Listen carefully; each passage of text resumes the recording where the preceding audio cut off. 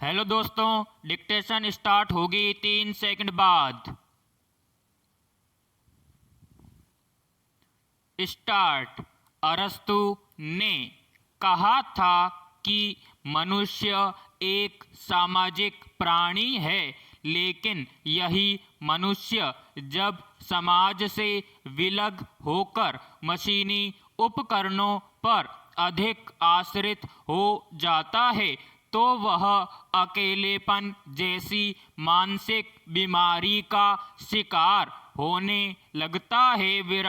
Social media जैसी चीज़ें आपको मनोरंजन तो प्रदान कर सकती हैं, लेकिन भावनात्मक सहयोग नहीं दे सकती है।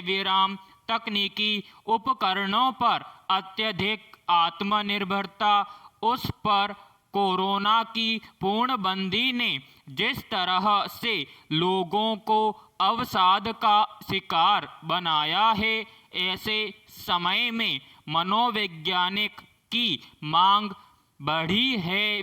पैराग्राफ। 12वीं परीक्षा उत्तीर्ण करने के बाद किसी अच्छे कॉलेज या विश्वविद्यालय में स्नातक स्तर पर प्रवेश लिया जा सकता है। मनोविज्ञान की डिग्री में स्नातक स्तर की डिग्री प्राप्त होती है।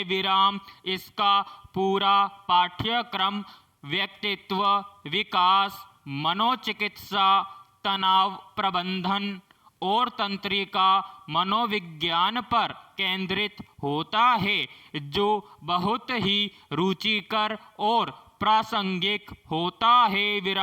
स्नातक के बाद प्रायः लोग स्नातकोत्तर करते हैं। इसमें MA या MSc की डिग्री प्राप्त होती है।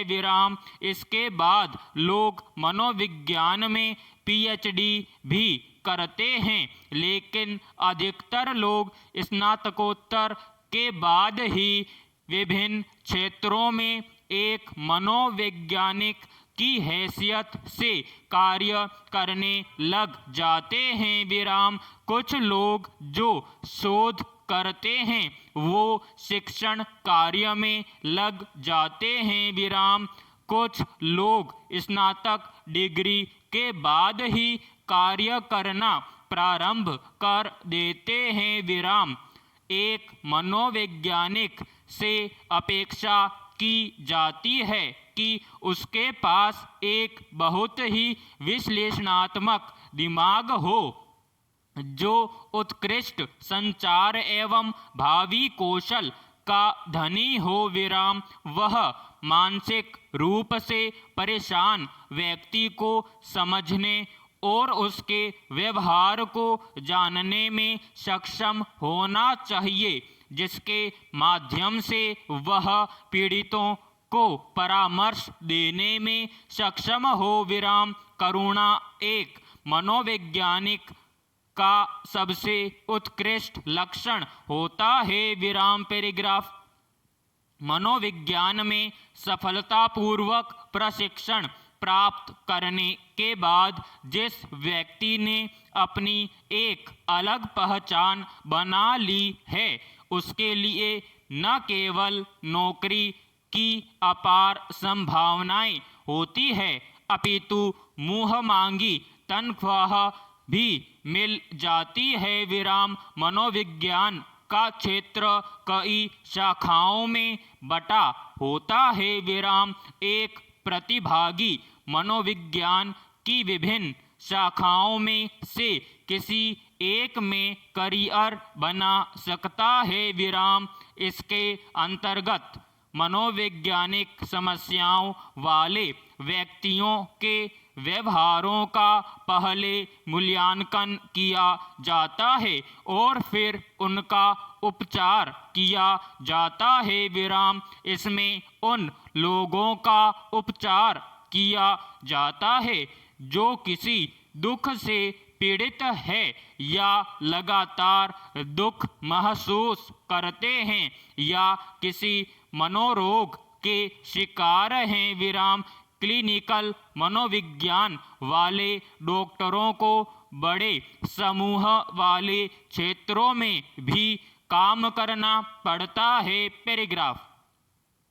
परामर्श मनोविज्ञान वाले लोग भी वही कार्य करते हैं जो प्रायः क्लिनिकल मनोविज्ञान वाले करते हैं, लेकिन परामर्श मनोवैज्ञानिक गंभीर मनोवैज्ञानिक विकारों से पीड़ित व्यक्तियों के बजाय कम पीड़ित रोगियों को अधिक देखते हैं विराम।